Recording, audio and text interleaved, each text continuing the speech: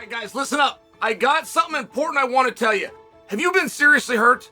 Because your injury could be worth millions. And when it comes to getting what you deserve, Morgan & Morgan will not settle for anything less than you deserve if you become their client. Just check out these numbers from the past couple months. $12 million in Florida. That's 34 times the highest insurance offer. Plus we did $26 million in Philadelphia, which is 40 times higher than the insurance offer. These guys at Morgan & Morgan are getting their clients serious results for victims of life-altering car crashes. And here's the best part. Their fee? Absolutely free unless they win for you. No upfront costs, no hidden fees. Just pure aggressive representation. So if you've been injured and you need a real heavyweight in your corner, don't wait. Your life could change with just a few clicks. You can start your claim right now. Just go to www.forthepeople.com/Chael. You can find that in the description, or you can scan the QR code with your phone's camera. Morgan & Morgan, they're not just a law firm,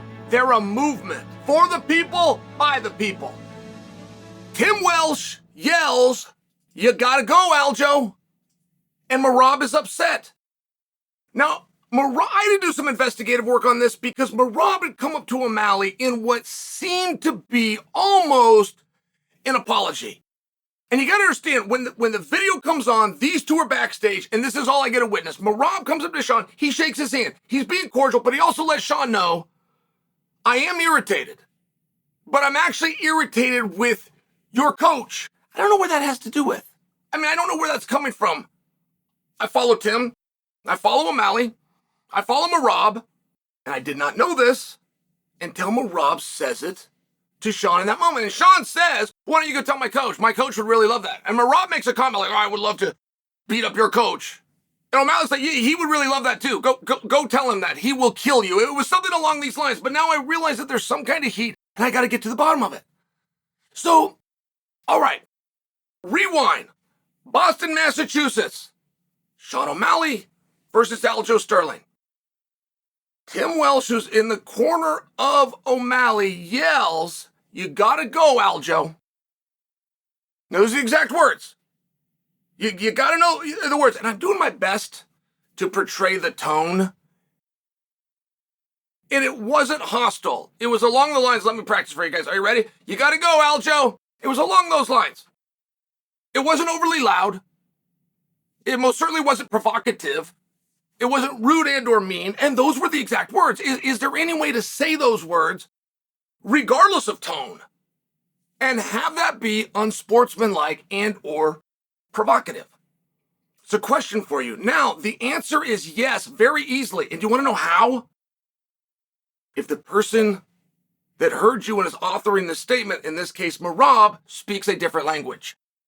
That's when everything goes out the window.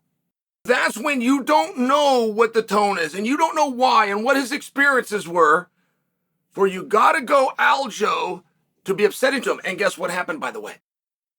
Right after Coach Tim Welsh yells, "You gotta go Aljo," Aljo attempts to shoot, at which point Sean puts him down, takes his title away. So they're all kind of tied in, but they seem enough of a coincidence to me, and I just want to know, I haven't had that happen before. Merab weighed in on this. Other people were like me, where they witnessed this and they started doing investigative work. So now Merab has had to speak on it. And he says, if you did that in any other sport, if you did that in basketball, if you did that in soccer, you would be disqualified. You would be penalized for unsportsmanlike conduct. Is he right? Is he right? Because I haven't seen it. I don't know of a time in any other sport, and I'm just trying to judge the words. Now, for a coach to be talking to an opposing athlete, that in and of itself could, within, say, basketball, for example, the example Merab gave, could be taken as unsportsmanlike. But what if you say with that tone, oh, and by the way, it's a positive. You've got to go. Let's exchange go with a like word that other sports score. You got to get a basket. You got to get a touchdown. You got to get a goal. It would seem to me that there was something positive. But I don't believe that Tim misspoke. I don't believe that he was attempting to be positive for Aljo. I won't maintain that. I do. But does he have a history of it? Oh, and by the way, it was just coincidental that Aljo attempted to make a shot right after he said this and Sean caught him. So then it looks like a brilliant move. And there's somewhere within all of this that Merab thinks that it's disrespectful. And I want to know where you lie, because everybody has their own code. And I would never speak poorly to a coach.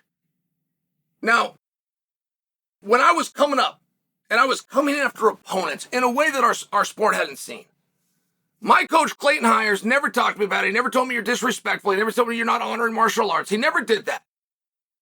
But he did tell me one time, you don't speak to a coach. If the coach has something to say, he can say it to me. If we have an issue with the coach, I will say it to him. You don't. You keep it within athletes. It was a very quick comment. He said all of that in a couple of sentences. So this became my code. But I was also instructed to that. And it's a very different spot because Tim fought himself. Tim is a fellow fighter. So the dynamics start to change. And I would love to know what exactly Tim meant. Was he yelling to Aljo? If he was yelling to Aljo, was he doing it to prompt Aljo to take an action that perhaps he wouldn't have already if Aljo heard it? Would have Aljo mistake the voice or been confused or reacted upon it thinking it was his own coach? Like there's all these different moving parts that I think is a coincidence. I think Tim yelled it. I think Aljo made a motion. I think Sugar Sean hit him, fighted it, he took his belt. That's what I think, but I'm open to being wrong. And it sure has Merab worked up. I mean, Merab is talking more about this than he is to his fight. And everybody seeks motivation from whatever place you can find it. It does not matter what you do in life. It doesn't matter how wonderful it sounds. Like, you think flying and traveling and checking hotels and being on the beach, like, if I tell you that, you're going to think, oh my God, that's amazing.